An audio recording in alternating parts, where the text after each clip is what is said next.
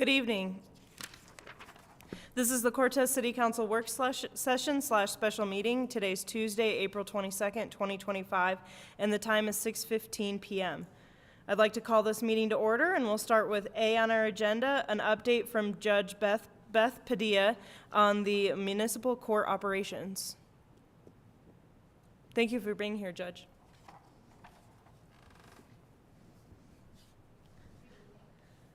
On? It is. Thank you for giving me some time to update you on all of the things that we've been working on. It's actually pretty extensive. You may recall that as of January 1st, my time at the city has increased. So I'm now working for the city about 10 hours per week, which is an increase from what was happening before. So far, so I have some statistics for you that compare sort of what we've been doing this first quarter versus the first quarter of 2024. So far this year, we have had, in the first quarter, 32 court sessions. And so to provide context, we have a full docket on Mondays, typically starting at 9. Sometimes we also have an 11 o'clock docket. And then if anyone's taken into custody, we have court on Wednesday and Friday to address their bond. And the law requires us to do that within 48 hours of them being picked up. So we're averaging a little over 10 sessions per month to give you an idea of how frequently we're meeting in the municipal court. We are continuing with our outreach court program. We have had 53 individuals enrolled. So far, we've had 6 graduate. And so outreach, again, is a type of diversion, essentially, that allows people to address the issues that have led them to becoming court involved. So substance abuse, mental health, housing instability. If they do that for 90 days, then we will dismiss their cases unless there's a request for restitution, and then they're not eligible for outreach court. So we're continuing to work through our outreach court and partner with Opinion Project, along with local agencies that are already providing these services in the community. So Access Health, the Recovery Center, which used to be called CARS and is now called Porchlight. They're changing their name a lot, but we're tracking them. We're working with Mountain Ute Counseling, as well as other tribal organizations. So trying to get services to people that need them, so we're not just seeing the same people over and over again. We have added a part-time assistant court clerk. She is invaluable because we are really quite busy.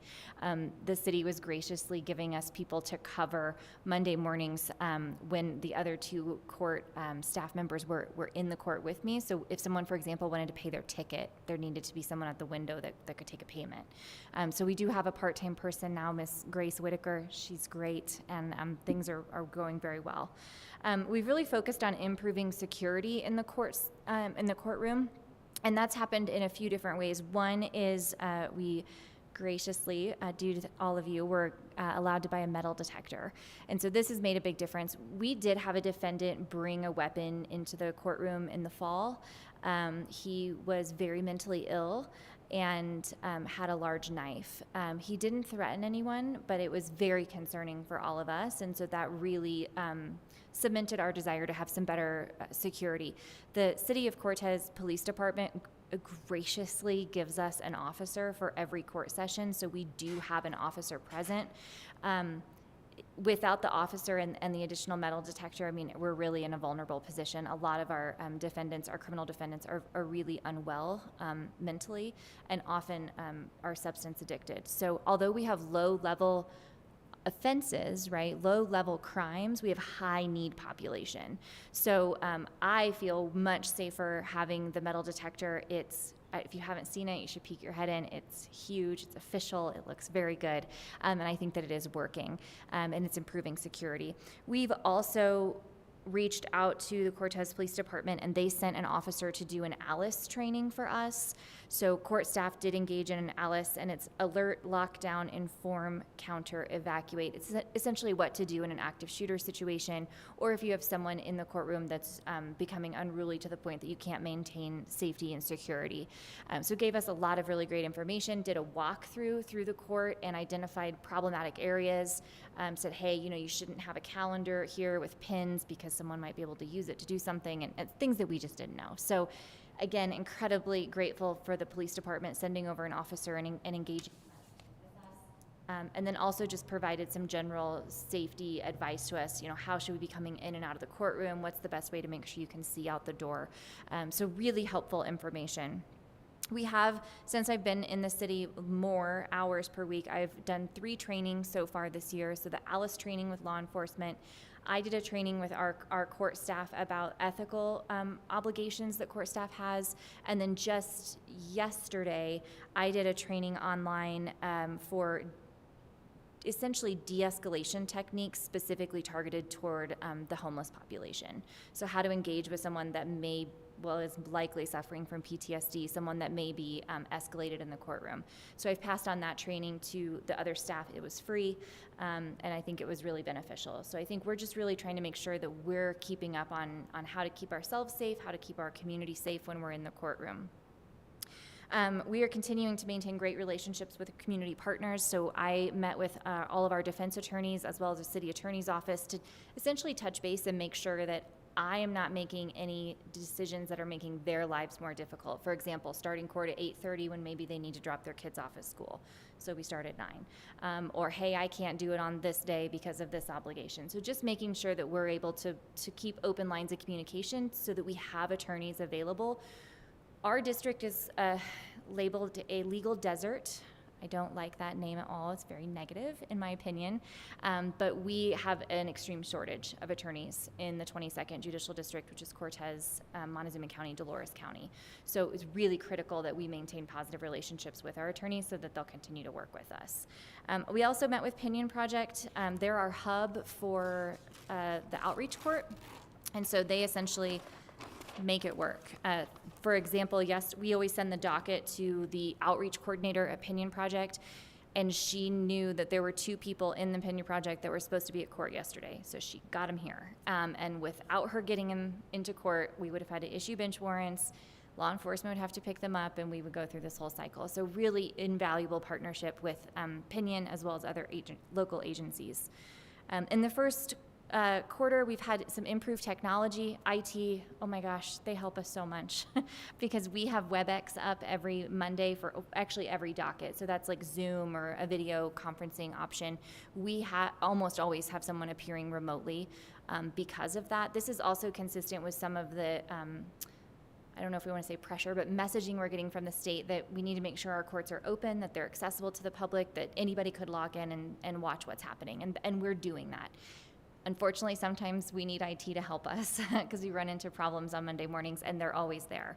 I also was just able to get a webcam on my computer on the bench, which is a huge improvement because the camera in the courtroom won't allow you to see defense counsel, the city attorney, and the judge at the same time.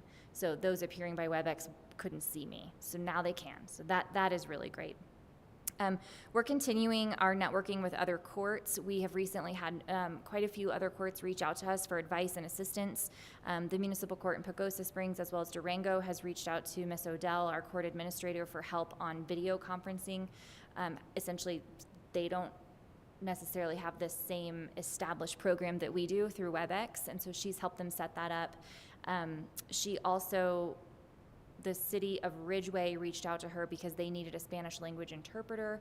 Ms. Odell was able to connect them with an interpreter and even allowed the interpreter to use our courtroom and video conference into Ridgeway so that they were able to access that for a Spanish-speaking defendant. So people are reaching out to us, which is great. And we're able to have those open lines of communications with other courts as well when we run into problems that we're not sure how to handle. We are going to have another networking event in the fall. This will be our 3rd year, and I think our focus, each year we sort of have a subject matter. I think we're going to focus on security. It's a big issue throughout the state, and unlike state judicial courts, municipalities have different needs, they're different sizes, and so there isn't a standard procedure, essentially. So there's been a lot of communication with the Colorado Municipal Judges Association on those issues. So I think that's what we'll focus on. Now I have some data for all of you. So case numbers, we're seeing a huge increase. In our criminal matters, for the first quarter of 2024, there were 79 cases. Now, this year, we've had 151. So almost double of criminal filings in the municipal court the first quarter. Our land use cases went from 1 in 2024 to 8 in the first quarter. Again, a significant increase. We're seeing a pretty substantial increase in our parking matters. So in 2024, first quarter, we had 22. This year, first quarter, we had 69. So there's just more cases happening. Our numbers for traffic and animal cases are about the same. And I know that often when I talk to you, we're talking about rehabilitation, we're talking about services, and it occurred to me, we're not talking about jail. We do jail. And so I have those numbers. So the first quarter of 2024, we had 57 inmates who served a total of 149 days in jail. So that was an average of about 2.6 days per offense. And so far this year, we've had 72 inmates serving 201 days in jail, so that's averaging 2.79. So a little bit higher, not only number of people that are in jail for municipal court cases, but a little bit longer time they're serving. I think the time that's being served is really important. I don't know how much of this you're aware of, but there's a push at the state legislature to limit what municipal courts can do as far as sentencing. Currently, you can actually be punished more severely in municipal court than in county court on some cases. And some courts have received extremely negative press as a result of some of their sentencing, as in like lawsuits and ACLU involvement and op-eds in the Denver Post. That is luckily not something we're having here, but the state legislature has passed the bill to limit the cap, essentially. Like in municipal court, in our court, the maximum penalty is 6 months in jail. For shoplifting, for example, if you were charged in county court, the maximum would be 10 days. So it's a really big disparity. We believe that the governor may veto that bill, but we don't know yet. But I just want you all to know that people that are violating laws in the city of Cortez, they are going to jail. They're not going to jail for an exorbitant amount of time, right? Which I think is consistent with what we're supposed to be doing, and is consistent with kind of what the state legislature is saying we're supposed to be doing. So there are certainly individuals in custody for municipal court cases, and so far we've had 201 days of jail served for the first quarter. That doesn't include April. So that was a lot of information. Do any of you have questions, concerns, or comments? Judge Padilla, I have a really quick question for you. You mentioned in the beginning of your presentation that there were 53 people in the outreach program and there were 6 graduates. And I was just wondering, is it a difficult program? Is it just that there's not willingness for people to complete the program, or repeat offenders, or why aren't there more graduates? Great question. So there have been 53 in total from when we started the program. So they're not 53 now. That's like the total amount of people. So sometimes individuals move away. Sometimes they pick up new cases and they aren't committed to treatment. So it's a voluntary program, right? And so sometimes people will say, I'd rather do the jail sentence. I don't want to go to counseling. I don't want treatment. Or they may have, often our defendants have other criminal matters in other places that prevent them from successfully engaging in our court. So for example, if they're being held in Durango in jail, they can't comply with our program because, that, to me, that feels unfair. Like, you have to be in the community trying to get better in order to benefit from the outreach court. I also think it's consistent with what I said earlier. We have the lowest level offenses with, I think, some of the highest needs defendants. So we have people that are extremely mentally ill, and we have people that have significant substance use disorders. BAC is higher than I've ever seen. I'm sure some of you have seen high ones, but very, very intoxicated people, very unwell people. And so it's a big step to get to the place that they are willing to accept help and that they're engaged in the program. And so sometimes they're just not quite ready. We've had some people successfully complete and then pick up new cases. And we're like, okay, do you want to try again? We got you housing, but you're still drinking. So let's focus on drinking maybe. So I think it's just a really complex population. Thanks for coming and speaking with us today. I have a question about our our chronically mentally ill patients, or people who also are repeat offenders. Are you finding there that there are adequate inpatient services available for those individuals? No. Can you comment on that for us? Sure. So in municipal court, we cannot address competency. And so if someone is unable to understand the proceeding or unable to assist in their own defense, which is a really quite low bar. Like, they don't know what the judge does. They can't remember what their charges are. No matter how many times their attorney talks to them, they can't recall the possible penalty. That's the kind of standard for someone not being competent to proceed. And in those circumstances, we will dismiss without prejudice so that it can be refiled in county court if that's what the district attorney chooses to do, because competency can be addressed in county court. And that's where someone might end up in the state hospital in Pueblo for mental health services. Essentially, they would be sent there until they're rehabilitated. So if someone had a mental illness that they could take medication and get better, they would be required to do that. We do not have the framework or the structure for that. We are seeing a lot of people go to inpatient treatment for substance abuse. A lot of people. Opinion is working magic. I don't know how they're doing it, but they're getting people bed dates. So we see that pretty frequently, to the point that I actually had a district attorney from combined court reach out to me and say, how are you doing this? Like, how are you getting your people in and our people aren't getting in? And I was like, opinion project's magic. I don't know how it's happening, but they're making it happen. So we are seeing bed dates and bed space for inpatient substance abuse treatment, but not for inpatient mental health. In the cases where the defendant is not competent, are you seeing the DA refile those in county court where they can be readdressed? I don't know. Okay. Because it's really beyond my scope. The city attorney's office may know that, because I think they would be the ones that would refer that to the district attorney. Often when we see individuals that are not competent, they often pick up cases in county and district court anyway. Rarely are those individuals only committing municipal court offenses. It was brought up during one of our work sessions that I understand it's unethical and illegal to arrest somebody just to make money. However, is there a way in municipal court, for instance, trespassing, park violation, that there could be a fine set aside because of that would go to something like Parks and Rec, or helping people with weeds that can't afford it or don't have the ability? Is that something municipal court could do? Sort of. It's something you all can do, I think.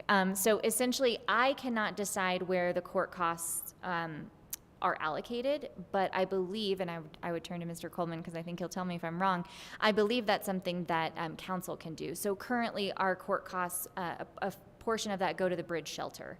And I believe that came from all of you at some point. So yes, that could be changed, and that is a really interesting idea. I will tell you that a lot of our defendants on the criminal cases they don't have any money to pay court costs.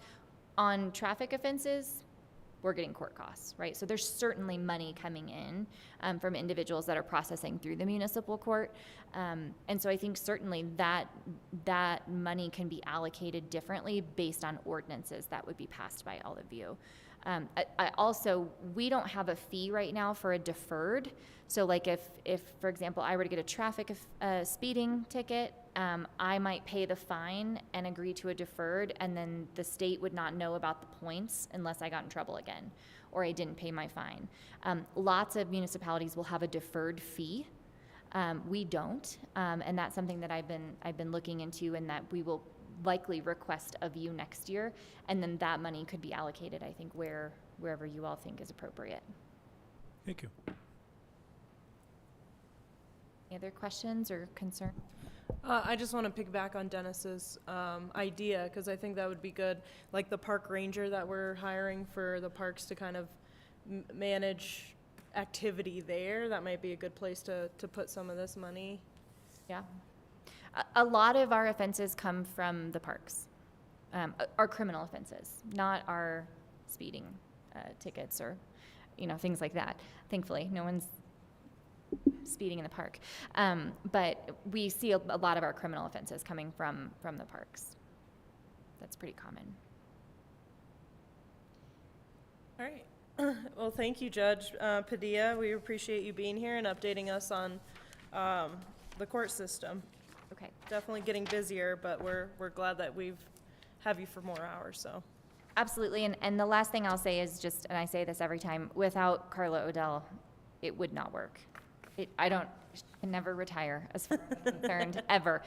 She keeps the wheels on the bus. She keeps everything functioning, and because of her, we are able to handle these increase in cases, the increase of, really just across the board. We're just doing a lot more than has been in the past, so it's really because of her.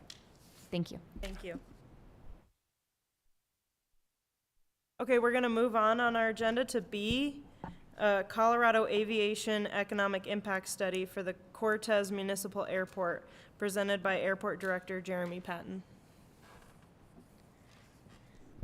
Good evening, Madam Mayor and City Council. Let me get this hooked up. So while that's connecting, hopefully it works.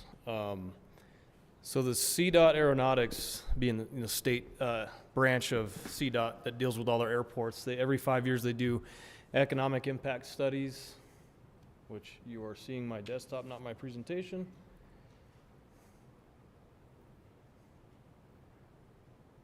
Stand by. So every 5 years they do these studies, and for the 2025 study that I'm going to brief tonight, the data was taken from 2023. So since then, we've had quite a bit of development and, tenants being added, businesses facilitated at the airport, the new airline. So some of this data will be close to accurate, I think a little bit behind, and some may be a little bit exaggerated, but I'll describe that throughout the presentation. So Colorado's Division of Aeronautics partnered with Kimley Horn, which is a consulting firm. They do a lot of aeronautical engineering, civil engineering studies, and they're basically just worked with the CDOT to help quantify our airports' impacts in the state and then beyond. It's broken down into 4 parts. This was CDOT's generic presentation for each airport, so I'm going to tailor it a little bit. We know what an economic impact study is. I'm going to talk a little bit more about the specifics of an aviation-specific study. All right, so an aviation economic impact study quantifies the economic impacts associated with the state's aviation system and other aviation-reliant or closely supportive industries. Because there's a lot more going on in and around airports that you may not see, so this helps us quantify that. We look at elements of jobs created or impacted on and off airport, payroll associated with that, value added, and business revenues. So a little bit of an algorithm here that helps, picture this. Direct impacts being the on and off airport, like I mentioned, adding the multiplier effects, so that's, sales and the local and regional impact, income respending, and then that gives you your total impacts, which I mentioned were the jobs, payroll, value added, and business revenue. As far as on-airport impacts, Mayor? So is this counting like what visitors who are able to access here go spend in town? Absolutely. Okay. And we go a little bit into detail in the presentation. I'll try to get through this relatively quick and be glad to answer any more questions. Okay. I too was, I wanted to double check what CDOT used for their data before I, shotgun this presentation at you. But for on-airport impacts, airport administration, obviously, that's just, our operations from day to day to staffing, and what's expended and put into that element of management, our airport tenants, so the revenue and impact of our tenants, and then capital improvements through our airport improvement program. Off-airport visitor spending impacts, they break it into what's created or generated via commercial, so our airline and commercial charter, and general aviation visitor spending. And that can be broken into several elements, but for Cortez specifically, I would say we focus on airline and then the charter that ends up in our stores, our Dutton, up in Dutton destinations and coming to and from there. Even some of the support, the aviation support that we provide for Montrose and Telluride when they have weather impacts. A lot of their customers are picked up at our airport. So again, a lot more elements that we don't really see on a day-to-day basis. And then further into Cortez specific, so, with those 4 elements, the 2023 data came to be of an impact of 219 total jobs. That's jobs on the airport, our on-call engineering, classic air medical, jobs that, came and went, you know, with medics picking up patients and pilots and you know, all of that. And there's plenty of data that will support all of these numbers. That also equated to 15.1 million in payroll, 27.5 million of value added, and 50.7 million in business revenues. Here's a chart that breaks that down even further. You know, kind of chunks. It breaks it into 3 parts, and then the bottom in red is the total numbers. So we look at on airport, off airport, and then the total again. And you guys should have that in your packet. It may have looked a little different, but any questions so far on that? Okay. All right, for Colorado's statewide impacts, so we, you know, zoom out a little bit. Airports, basically the 66 airports in Colorado, again, 14, as I mentioned in our council retreat on Friday, 14 of them are commercial service. 3 of them are EAS, one of Cortez being one of those. So there's different tiers there. But the overall impact of 66 airports in Colorado equates to over 348,000 jobs, $23.5 billion in payroll, 40.3 billion value added, and almost 69 billion in business revenues. And then the state just provides some sources on here. This website connects you to this survey, some animated maps, the data that went into the study, and then it also provides previous studies. Again, they do this every 5 years. This is kind of interesting.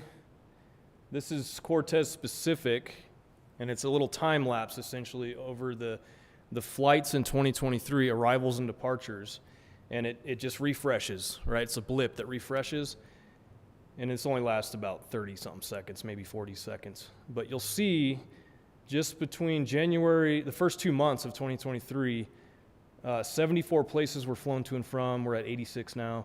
By March, 19 states.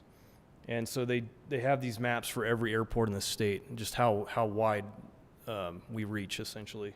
And it's also including people, you know, flights into the state to help you imagine the impact.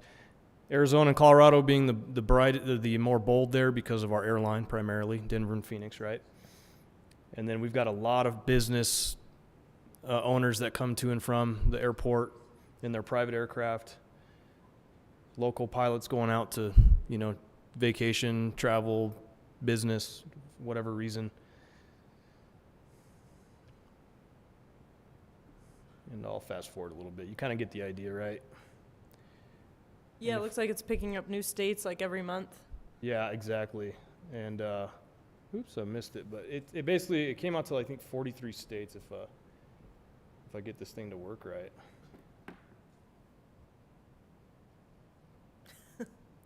Yeah, it's not the best. I didn't create the media here, but yeah, it ends up with 43 states just in 2023, right?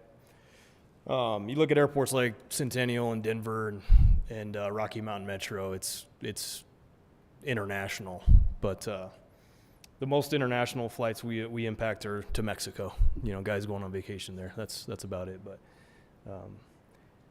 and I think this focused on contiguous states in this example. But yeah, that's pretty much the gist of it. They give some resources here, contact. That's my main representative at the state, Scott Story. Work with him pretty closely, and then my contact information. This will be shared with the public as well. We'll put it up on social media and wherever else. And yeah, you guys have any questions? Yeah, you mentioned, Jeremy, that the Cortez Airport added about $50.7 million in business revenue, and that Colorado is $68.9 billion. Right. Do you have an idea of what similar-sized community airports bring in? Can we just assume it's about the same? Or? Yeah, if I recall, and I could Go to the go to Cortez specific. Yeah, there we go. I think the next closest one would probably be Alamosa. You know, as far as population and the type of airport, commercial service, EAS. They do have a college there, but if I recall, was slightly less. Our jobs impacted was more, and our business revenue had increased. 5 years ago, for the study, they used 2020 data, just before, you know, the pandemic and everything really showed its reared its ugly head at our economy, the Alamosa was exceeding Cortez, but since then we've passed them. And I have access to that data. I would be glad to follow up with you on that. But if I recall, don't quote me 100%, but I think it was a few million, like 2.7 if I recall. But our trajectory is passing. Pagosa's it's a lot less population. There's a lot of money going in and out of there. No airline service, but there's a lot of charter, a really successful FBO that took over there. We're far ahead of them, but I see them accelerating in the next 5 years when the next study comes out. And then I think about, a lot of places in New Mexico and, having lived in New Mexico, California, and Florida, airports similar to our size. I think what's boosting that number so much for our area, despite being an economically distressed area and having EAS, we have a lot of activity happening here. I think because of the Mesa Verde National Park and Dutton destinations and the city's improvements and narratives putting Cortez on the map. More people are looking at land, they're looking at investing, businesses, relatively speaking. And the airport is it's a funnel for that, right? To and from. So, yeah. Any other questions? You mentioned in our retreat that the airport was going to close for 2 weeks in October. I was just curious, do you let the other airports know? I mean, they have to know, right? Right. Yeah. So there's a lot of coordination that's already occurring and will occur.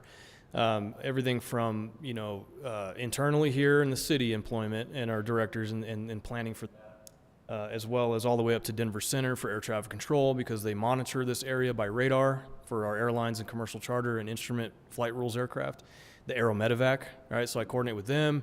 It's a lot of coordination, and we're already doing that. And to remind you, it's October 4th through the 24th. It's a 20-day closure. The runway construction project is September 19th through November 11th.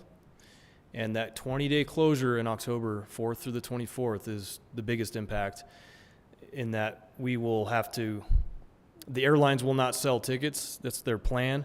And if they need to divert, they can work with Farmington or Durango because they have transportation security at those facilities. And then Aero Medevac, they're going to have to coordinate with Farmington, Durango, Blanding, Monticello, other airports, except helicopters. Helicopters can come and go as they need. And then we issue NOTAMs to airmen. So notice to airmen is a digital thing in our navigation equipment, and that goes, all over the place. That gets distributed broadly. So tons of coordination.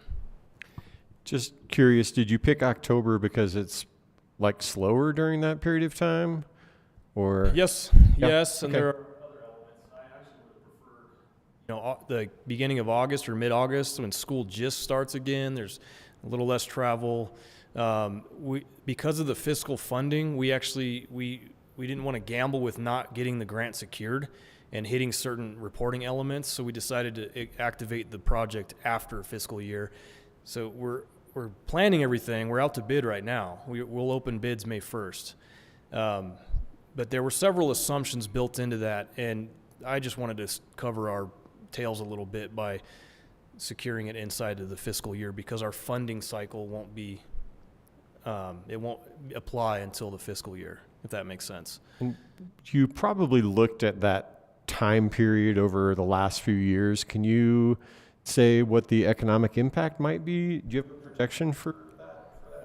I can't put a strict number on it, but we will see. I think we'll be impacted in the sense that we'll miss a lot of I don't know if you know the term leaf peeping, right? You got a lot of people traveling in for the leaf cycles, right? The fall aspen leaves. A lot of that will be done by then. And we're not quite into ski season, which we don't see a ton of. Like I said, we do see overflow in Montrose Telluride. But as far as the business travel, we don't see a huge impact to that. And we also had to consider how far out the airlines were selling tickets, and they already had tickets sold in November. So we tried to just balance everything out, and this was the better of the evils, I guess we can call it. Aside from the best one being in August, but Jeremy, I have a question. I just wanted clarification from you. So the medical helicopter service will be able to continue during that time because they won't be needing to use the runway per se, as long as they're using only the helicopters. Is that correct? Absolutely. Thank Yep, you. absolutely. And you'll, Thanks. on a daily basis, helicopters, normally they don't use a runway. They can fly direct to the ramp. They use a parallel taxiway to avoid mixing with fixed wing traffic. And you'll sometimes catch a jet taking off and there'll be a helicopter literally right next to it, but it's on the taxiway and then landing on the apron. So that's a common practice, and I won't close the runway for helicopter training, medevac, military, contract fire. Hopefully we're not dealing with fires in October, but we'll allow helicopters to operate as needed. Yep. Anything else? I think that's it. Cool. Thanks for the update. I'm looking forward to seeing the last few years kind of incorporated into this the next time, have this data. Because I feel like the airport really is picking up the last few years. Yeah, and in the meantime, I can follow up on a couple of those questions like comparable communities and some previous data. I don't think was shared with you guys very, very thoroughly previously. I think I would have come on just when that was released or just right after that was released. So I don't know if you guys saw that, but I can share that as well. So yeah.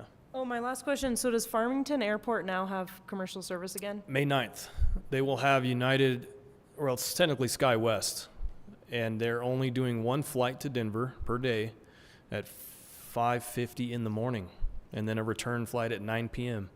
So that's a long, slow day for TSA. Yeah, Yeah. okay. I'm interested to see how that works out. That's a partial subsidy. It's not EAS, but it's a partial subsidy, and the city is fronting several million of that. I'm curious to see how this pans out. Wow. And I don't see a huge impact to us. We'll lose a couple customers, but I don't think it'll be that big of an impact. They I'm must actually have a happy for them. Pretty specific schedule. Yes. Yeah, yeah, 5:50. You got to be through security at 4:40. So, yeah. Well, thank you, Jeremy. You're welcome. All right, we're going to move on our agenda to C, update from the Historic Preservation Board, presented by Vice Chair Linda Towle.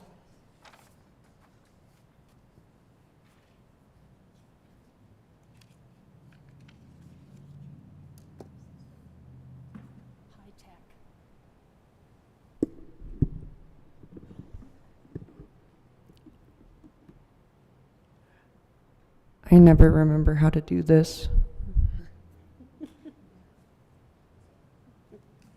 We can see it.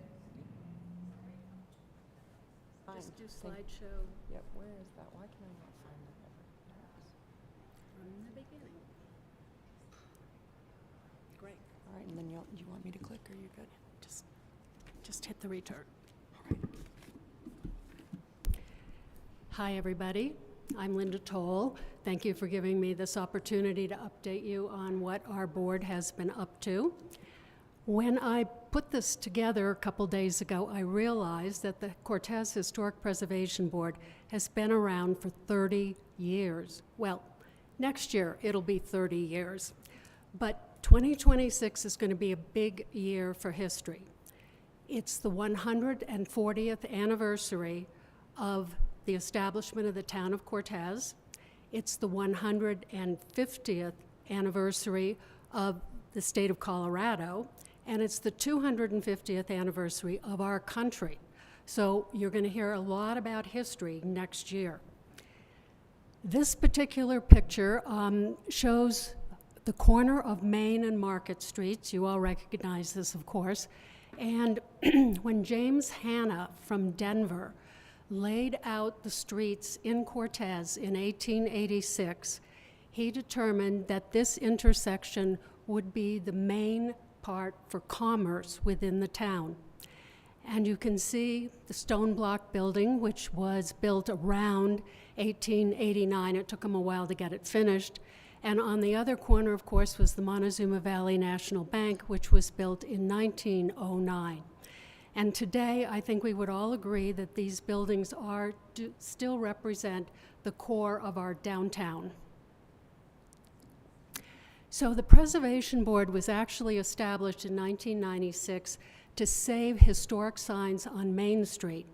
Now, I don't know whether it was the city or whether it was CDOT, but somebody passed an ordinance that said the signs on Main Street could only stretch so far out into the street and they could only be so tall. So the very first thing the board did was to grandfather in the signs that were on the front of Howard's Sporting Goods store.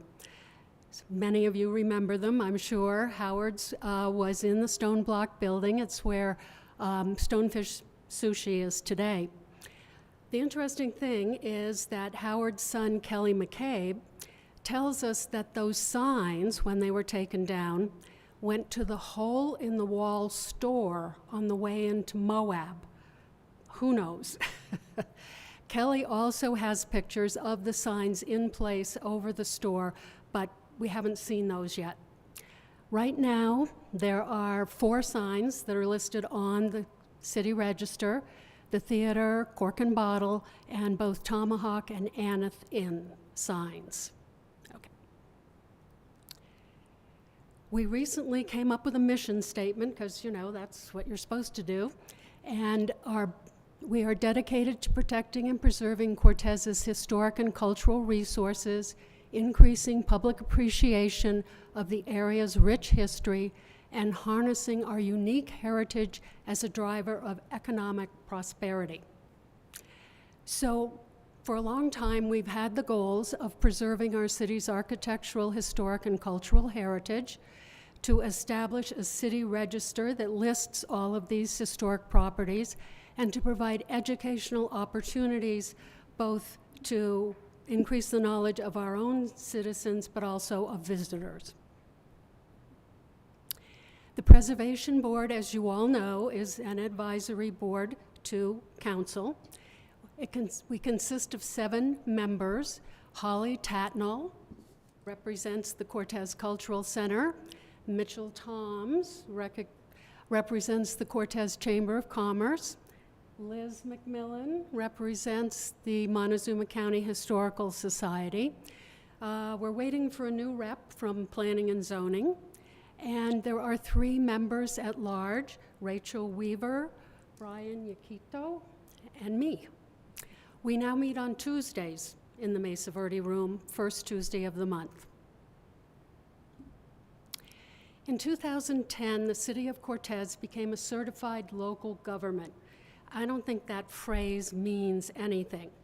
What it really says is that the city has an historic preservation ordinance included in our land use code, and that this ordinance has been approved by History Colorado and by the National Park Service. The National Park Service is the federal agency that oversees historic preservation for our country. What this means is that board members and city staff can participate in monthly webinars about historic preservation, and they are free of charge. But the best part, as you all are probably aware, is that the city can apply for grants to do historic preservation projects, and they do not require matching funds. I call it free money. Now, since 2011, we have applied for 10 CLG grants, which have brought in $162,500 to the city. Now, unfortunately, this is kind of pass-through money. We have to spend it to hire contractors to do these specific historic preservation projects. Those grants have allowed the city to inventory 228 projects, almost half of which are eligible for the city register. And 35% of those property owners have chosen to have their properties listed. The owner has to want to have their property listed. We cannot force them to do that. We also got a grant to fund a podcast, Walking Down Montezuma Avenue, which was narrated by June Head. And Rob Dobry, before he was a member of council and worked for KSJD, actually produced that podcast. Right now, we have 58 historic buildings that are listed on the city register. We have 1 archaeological site, which is Hawkins Preserve, and 1 historical site, which is the median on Montezuma Avenue. Montezuma Avenue is not a historic district, even though the realtors will tell you it is when they're trying to sell a house on the avenue. Interestingly, the median that's there now was originally intended to be a canal that would carry water from a giant flume that was out northeast of the city. The water never came. The flume worked, but the water never went down Montezuma Avenue, so we ended up with a nice median. The reason that it got listed as a historic site is, if you think about it, the west end of Montezuma, that last block, is full of parking spaces. And the owners of houses on the rest of Montezuma said, we don't want that to happen to the rest of the median. So they listed it as a historic site. All of this information can be found on the city website, along with the reports from all of our projects at that address, or you can just type historic preservation, which is really much easier. Okay. We are having our 15th annual Cortez Historic Preservation Day. May is Colorado as well as National Historic Preservation Month. Starting in 2010, we hosted walking tours of Montezuma Avenue, Ash Street, and Main Street. We also did some presentations over the years about the Backstrom stonemasons who built all of these stone buildings, and also about the Wilson family and the pharmacy that they used to have. This year, we're doing something different. We are going to play Cortez history trivia. We are going to have a coloring book selfie contest. And on Saturday, May 31st, Ryan Spitzer will give a presentation at the Heritage Museum about the 2024 CLG grant. You may recall that that was to inventory resources in Carpenter and Gear Natural Area. His presentation on the 31st will focus specifically on the camp. He will be coming to a workshop later this summer to give you all an overview of the results of the whole inventory that we did. Now, just for fun, we're going to do one trivia question right now. Okay. Oops. Back up. Okay. I want you to name three. It's not going to show it. I want you to name 3 historic buildings in Cortez that are listed on the National Register of Historic Places. Rob? I'll name one, the KSJD building. I'm sorry? The KSJD building? Yes. Also known as Montezuma Valley National Bank. And they even have a plaque out front to say that it's on the National Register. Okay, what's the second building? Think big stone school. Calkins. Calkins, you're right. And this picture was given to me by June Head, and she annotated it to show the 3 different phases from when the building was actually built. Wow. Okay, number 3. Think 5-generation family business in Cortez. Now it might have it. Hit the button.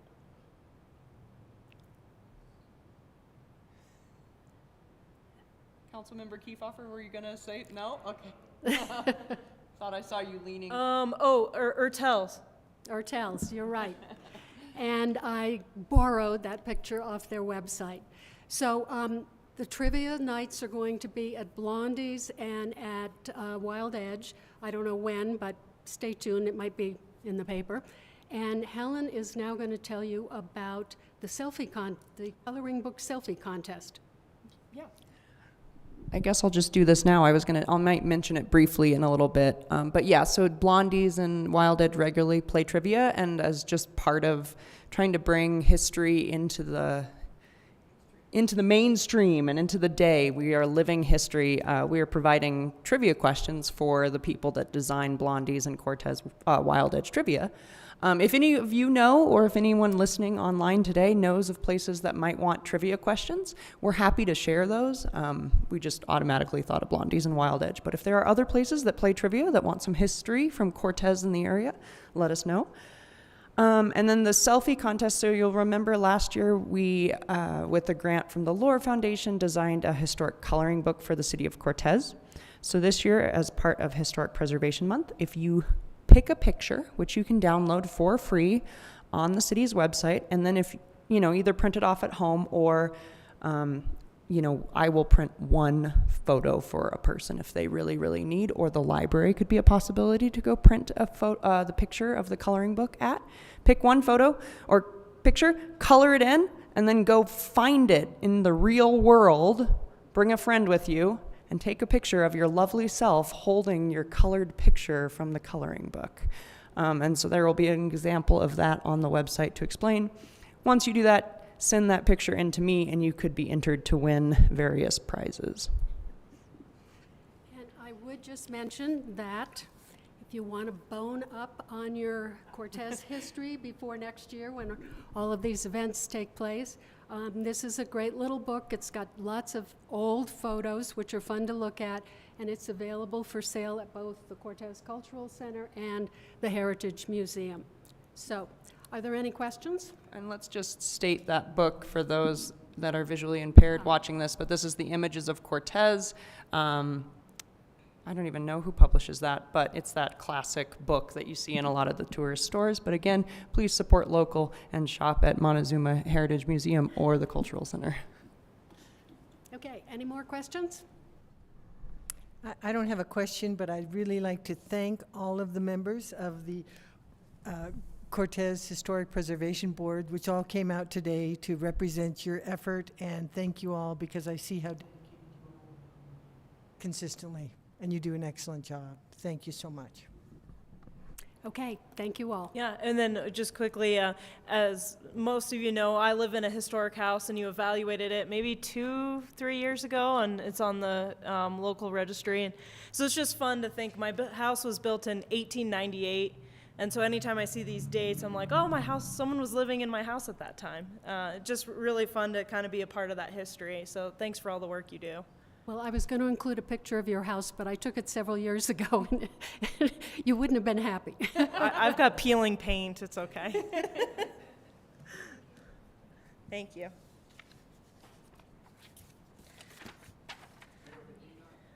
Yes.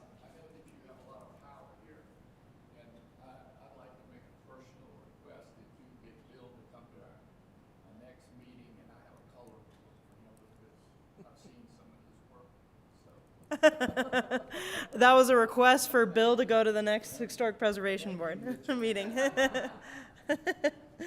All right, we'll move on our agenda to D, General Council discussion, or Council General discussion. Do we have any topics council members would like to bring up?